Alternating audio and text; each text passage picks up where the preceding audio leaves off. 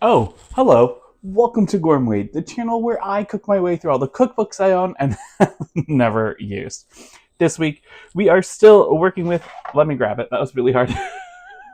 We are still working with the official Disney Parks Cookbook, where we'll be making some McIntosh Apple Charlottes. So, this is what they look like. They look really nice. Full disclosure, I couldn't find McIntosh apples. I went to two stores and then I gave up and bought Granny Smith apples. So I think this one might delve into we're just kind of gonna do what we want and take inspiration. We're gonna kind of mostly follow it, I think, and then whatever we don't follow, we don't follow. So let's just get started. Okay, so we're gonna start this one out pretty simply. I've got 3 tablespoons of butter in my skillet. Oh, I didn't finish taking off all of the wrapper. Oops. Uh, I am gonna get this heated. So the recipe says to heat the sugar, or to heat butter, sugar, and salt in a medium skillet for 3 to 5 minutes. I almost changed course of plan, but I'm not. Okay, so we've got 3 tablespoons of butter in there. I'm gonna measure a half cup of brown sugar. Okay. Well, that really took a turn. That we're gonna have to guesstimate. That looks fine.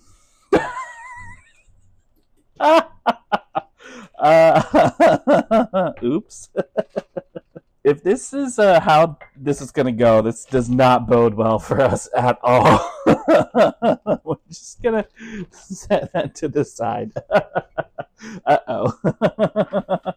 And then I need just a pinch of salt. Oh, my cookbook's closing on itself. Oh, this is going terribly wrong. I'm going to say that that's a pinch. Uh-oh. Oh, no.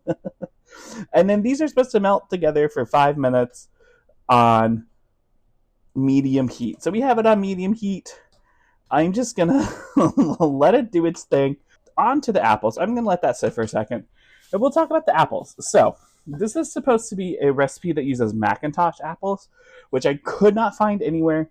We're still in like the Disneyland section of the cookbook, so I don't know if they're more common out there or what, but we're using Granny Smith's today. And basically, we need to peel, core, and chop these apples.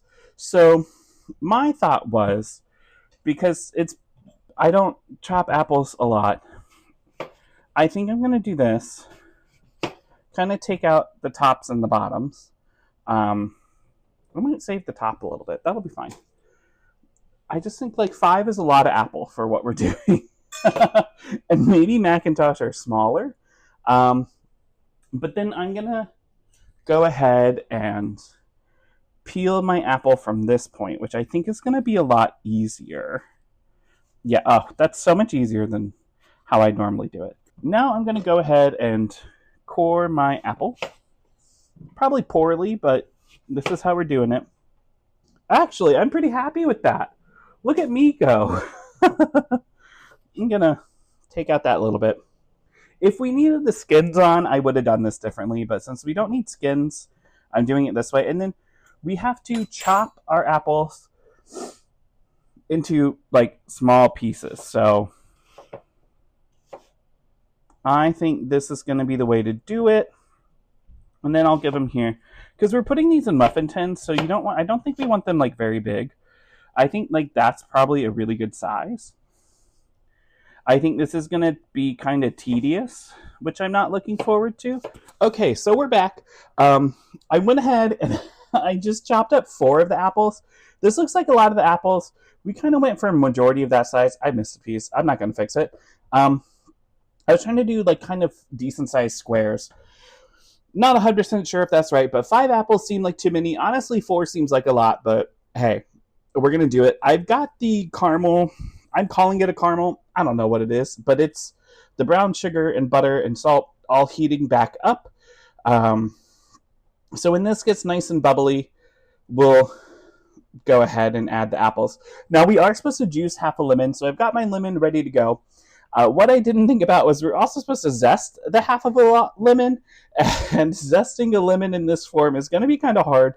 So, I mean, that's not going to go very well.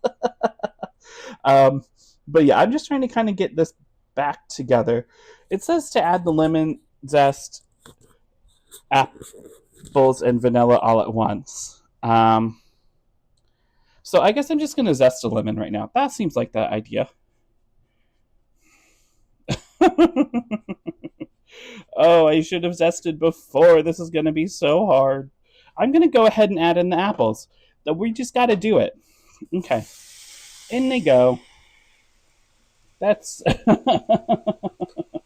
I think my pan's maybe a little hot.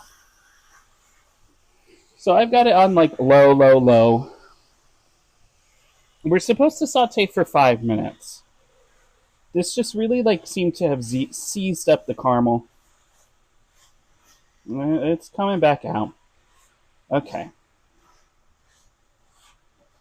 I'm gonna turn this back on. Hopefully I didn't mess anything up because I kind of don't want to make this again. I'm thinking once things get hot, the caramel will come off the spoon. I'm at least hoping. And maybe it's just because my apples were cold. But this is certainly not in the recipe. It's like it wants to come off. It's just not hot enough yet. And that's what we need. We need this pan to be hot. And I don't want it to burn, but we're going to turn it up back to a nice medium heat again. And I'm just going to keep stirring and hope that more of this like caramel comes off. Well, while we do that, I guess we can add in the next ingredient, which is vanilla. We need a 1/4 teaspoon of vanilla, but I'm going to try something slightly different. I have this organic vanilla bean paste. So I figured, why not try it? I'm already not using the right kind of apples. So if this is like a little more vanilla-y than normal, then I'm okay with it. So it says that 1 tablespoon of paste is a teaspoon of extract, and we need a 1/4 teaspoon. So I'm really just gonna, this is not gonna be right, but there we go. And close it back up.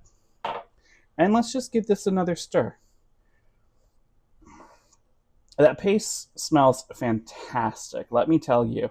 I've never used this brand before. I've seen it, but you know, vanilla is expensive, and I've got that whole thing of homemade vanilla. Okay, so that caramel is basically all the way melted, which is nice. I've just turned off the heat, and then what I'm going to do is we're going to go ahead and juice our lemon. Maybe get the seeds out. Oh, okay. Well, that seed's in there. So are those. Oh, we did this really bad. This was such a poor decision. Why did I do it this way? Oh, no. Okay, so there's half of our lemon. I'm going to go just start picking out seeds. Okay, so we've got our lemon juice. We're stirring. We've come back from cleaning up our lemon. Now it's time to add in some apple brandy. So here is the apple brandy I got. It's this E&J brand. It's honestly the same brand of brandy that I bought before that I liked. I thought went well. So I figured, why not buy it in just the apple form like the cookbook says. It smells like fake green apple, but we need a tablespoon of this. So there we go. And let's give that a stir, because it is basically time to fill our little Charlottes. We have to make the cups, but that I think is going to be really, really easy, which I'm excited for. And this is cooling off quite nicely, so I think we're okay to leave it for now. So let's move on. So we have here a muffin tin, a 12-cup muffin tin. This is what we're supposed to use. I'm just going to set that to the side real quick. This here is a loaf of brioche bread, pre-cut from the store. We need 12 slices of a 1/2 inch thick. I think these might be a little too thick, to be honest, but I'm going for it. And I'm just going to, sorry to the butt of the bread, but I'm not going to use it. Okay, so that was basically this whole loaf. That makes me a little worried. I'm going to stick some of them in there. I'm going to try a bite. Is it bad to dip this in here? I just think this is going to be really good.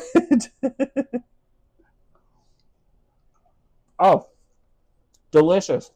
Okay, so I'm going to just stir this around. I might keep stirring it. I don't want it to congeal any, and I'm afraid that it's going to. But we need to roll out bread slices. So here's a slice of bread. This is my olive oil bottle that I'm going to use as a rolling pin. And we're just going to roll out the slices of bread until they're thin. What does it say? Until 1/8 of an inch thick. I'm going to say that that's probably about right. And then I'm going to go ahead and quickly Pam our muffin tin, whatever this is called. Yeah, Pam has been sprayed onto our muffin tin. Now our goal is to stick this piece of bread and not break it like I just did into our muffin cups. Honestly, not mad at that. Now I just need to do that 11 more times. So it's going to be easy. I do think this is a really easy recipe, which is nice. Let me do that. And then just, so that I can say that I did it on camera without breaking the bread, we're going to try again. Nope, I broke the bread again. And like magic, we're back. So here are our muffin tins. Here's our filling. I mean, there's no way that these are not going to be good, right? I am now wondering, like, oh, maybe I should have cut up that 5th apple, but too late. So here, we're just going to start filling these with some apples. But pretty simple. 4 apples, I think, is the right amount of apples. It's like slightly too much, but you wouldn't have been able to achieve it with 3. But 5 was definitely like an apple too many. I think maybe the answer was like closer to 3.5 apples. But let's finish this and we'll see.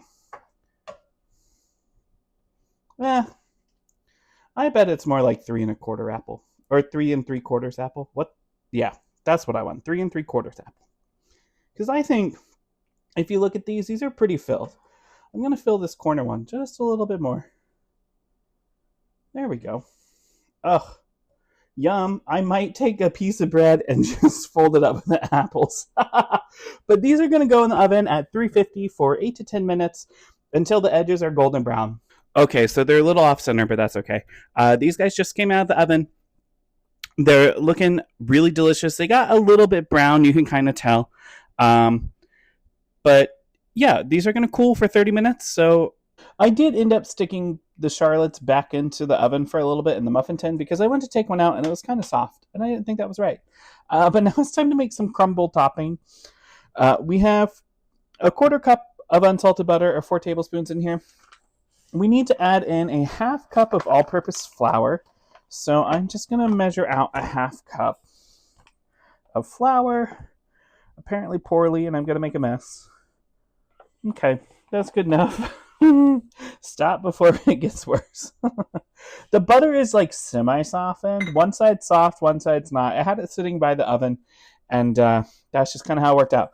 Now, I do have a pastry cutter, which is really exciting. So we're going to start using this. We're supposed to combine the butter and the flour until it crumbles. It says a course meal. I don't know how much the butter is going to crumble in this, just because we've been baking in the kitchen, so the kitchen's a little hot. Like, I do have the air turned down. I think that's pretty decent. I'm going to lay that to the side. We're going to go ahead and measure out everything else. I need 2 tablespoons of brown sugar. So I have my brown sugar here. I'm going to see. You know what? Screw it. That looks like about half the butter. Okay, great. We did it. And then we need a 1/4 cup of chopped pecans. So here are some chopped pecans from before. I'm just going to, there we go. That looks good to me. We need an 1/8 teaspoon of ground cinnamon. So here's our ground cinnamon, and I'm just gonna, there we go, looks good to me. We need an 8 teaspoon of ground nutmeg. Yeah, sure, that's close enough. And then we need some vanilla extract, which I think I'm just gonna go ahead and pour in some vanilla paste. Keep it the same. That will be good enough. And I'm gonna go ahead and keep mixing until a dough forms. So I'm just gonna go in with my hands this time. That's the quickest dough we've ever made. Perfect. I'm gonna go ahead and what am I gonna do? Clean off my hands. There we go. I'm gonna clean my hands, and then we get to just do the next step. This is really easy. We're basically finished. So I went ahead. I got a pan out. This is our dough. It says to break the dough into small pieces on a sheet pan and bake for 15 to 20 minutes. So I am just kind of going for it. Basically, we're making like a crumble to top our apple charlottes with. Maybe I should have used a bigger sheet pan. Well, I've committed to this one. If it all bakes together, I'll just break it apart. I think that's what's going to happen. I didn't think this was this much dough. This is a lot more dough than I thought. Oops. Okay. Well, that's it.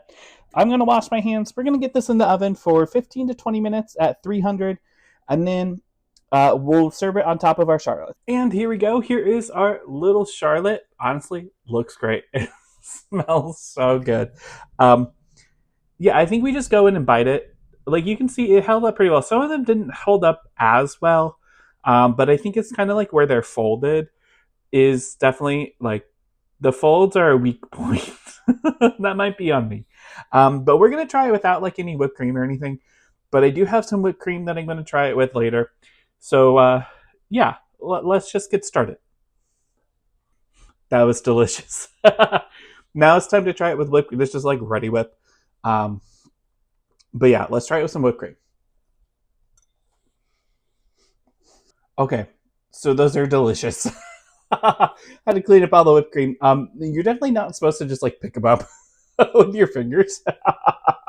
But I don't care. I did. They're great.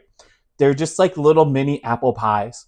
Or like, I don't know exactly what they are, but all of the apple desserts kind of have a very similar flavor, where it's like the cinnamon, the nutmeg, butter, basically kind of like a caramel on top. So there was no way that these were ever going to be bad. The crumble on top is really interesting. Let me grab a piece. Obviously, like, if I had a bigger pan, I could have done smaller pieces, but they kind of came out like this. They're really nice. I just want to try it by itself. It's not bad on its own. Add a little bit more, do some things a little differently. That'd be a pretty good cookie. But as a crumble on top, it is delicious. Everything about these is great. Now, yes, I couldn't find the McIntosh Apple, so I don't know what the real thing tastes like. And I used vanilla bean paste instead of just regular vanilla, but that's not that big of a difference to me. So I'm going to give it a 10 out of 10. Honestly, these are so good. They're so easy to make. They came together super quickly. I don't think you need 5 apples. I think you only need 4.